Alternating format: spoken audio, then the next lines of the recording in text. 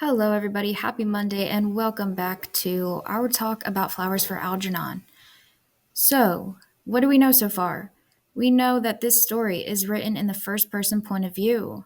We know this because of the words I. We know our narrator is Charlie Gordon. He is 37 years old. And we know that he cannot write, he cannot spell, he cannot use correct grammar. We know that he is in an adult school to read and write. And we also know that he was being put through a series of tests to test his intelligence. We know the first test was the Rorschach test. We know the second one was the thematic apperception test. And these are all personality tests. We know the third test was a maze. He was racing against Algernon, which we found out was the mouse. And Algernon is smart. He went through the same operation that Charlie had. So we know that Charlie was operated on. The doctors are doing this study to increase his intelligence. And we know that so far, Charlie cannot beat Algernon at this maze. So we left off, and we are now on to March 25th. I'm going to read March 25th, March 28th, March 29th, as well as April 3rd. March 25th. I don't have to write progress report on top anymore, just when I hand it in once a week for Dr. Nemur to read. I just have to put the date on. That saves time. We had a lot of fun at the factory today. Joe Carp said, "Hey, look where Charlie had his operation. What did they do, Charlie? Put some brains in?" I was going to tell him, but I remembered Dr. Strauss said no. Then Frank Riley said, "What did you do, Charlie? Forget your key and open your door the hard way?" That made me laugh. They're really my friends, and they like me. Sometimes somebody will say, "Hey, look at Joe or Frank or George. He really pulled a Charlie Gordon." I don't know why they say that, but they always laugh. This morning, Amos Berg, who is in the foreman at Dunnigan's, used my name when he shouted at Ernie, the office boy. Ernie lost a package. He said, "Ernie, what are you trying to be, a Charlie Gordon?" I don't understand why he said that. I never lost any packages. March 28th. Dr. Strauss came to my room tonight to see why I didn't come in like I was supposed to. I told him I don't like to race with Algernon anymore. He said I don't have to for a while, but I should come in. He had a present for me, only it wasn't a present, but just for Lent. I thought it was a little television, but it wasn't. He said I gotta turn it on when I go to sleep. I said, "You're kidding. Why should I turn it on when I'm going to sleep? Who ever heard of a thing like that?" But he said if I want to get smart, I gotta do what he says. I told him I didn't think I was going to get smart, and he put his hand on my shoulder and said, "Charlie, you don't know it yet, but you're getting smarter all the time. You won't notice for a while."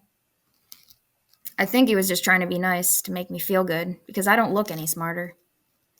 Oh yes, I almost forgot. I asked him when I can go back to the class at Miss McKinney's school. He said I won't go there. He said that soon Miss McKinney will come to the hospital to start and teach me special.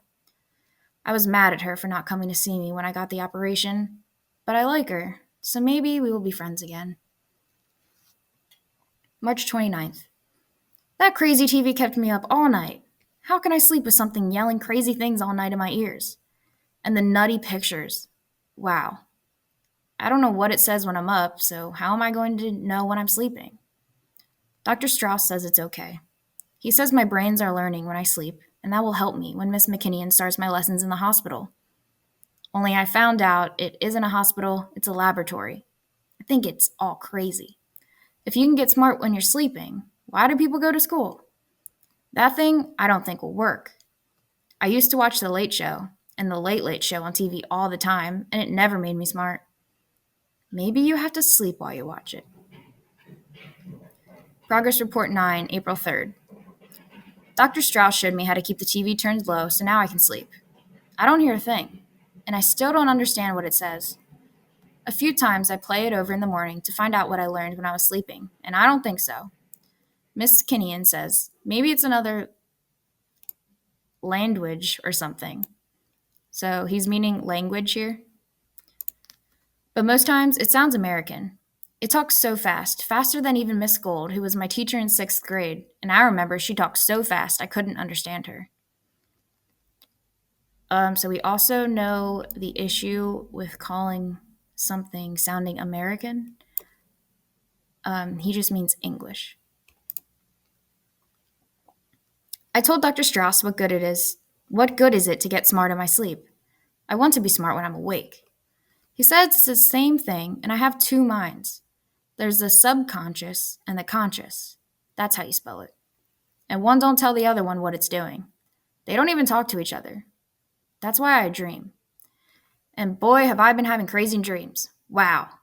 Ever since that night TV. The late show. I forgot to ask him if it was only me or if everybody had those two minds. I just looked up the word in the dictionary Dr. Strauss gave me. The word is subconscious, adjective, of the nature of mental operations yet not present in consciousness, as subconscious conflict of desires. There's more, but I still don't know what it means. This isn't a very good dictionary for dumb people like me. Anyway, the headache is from the party. My friends from the factory, Joe Carp and Frank Riley, invited me to go with them to Muggsy's Saloon for some drinks. I don't like to drink, but they said we will have lots of fun. I had a good time. Joe Carp said I should show the girls how I mop out the toilet in the factory, and he got me a mop. I showed them, and everyone laughed when I told that Mr. Dunnigan said I was the best janitor he ever had because I like my job and do it good and never come late or miss a day except for my operation. I said Miss McKinnian always said, Charlie, be proud of your job because you do it good. Everybody laughed and we had a good time, and they gave me lots of drinks, and Joe said Charlie is a card when he's potted. I don't know what that means, but everybody likes me and we have fun. I can't wait to be smart like my best friends, Joe Carp and Frank Riley. I don't remember how the party was over, but I think I went out to buy a newspaper and a coffee for Joe and Frank, and when I came back, there was no one there. I looked for them all over till late. Then I don't remember so good, but I think I got sleepy or sick. A nice cop brought me back home. That's what my landlady, Mrs. Flynn, says. But I got a headache and a big lump on my head, and black and blue all over. I think maybe I fell. Anyway, I got a bad headache, and I'm sick and hurt all over. I don't think I'll drink anymore. So I just want you to think about, and you can write this in the notes section over here. I want you to think about if the cop actually got Charlie home safe. What do you really think happened? Where did this headache and big lump on his head come from? Why is he black and blue all over? His friends left him. He has no recollection of getting home. But his landlady tells him that a nice cop brought him back home. What can we infer here? Write something in the margins on the side. And think about his friends. Do you think his friends are good people? Are they actually his friends? Those are some of the questions I want you to think about.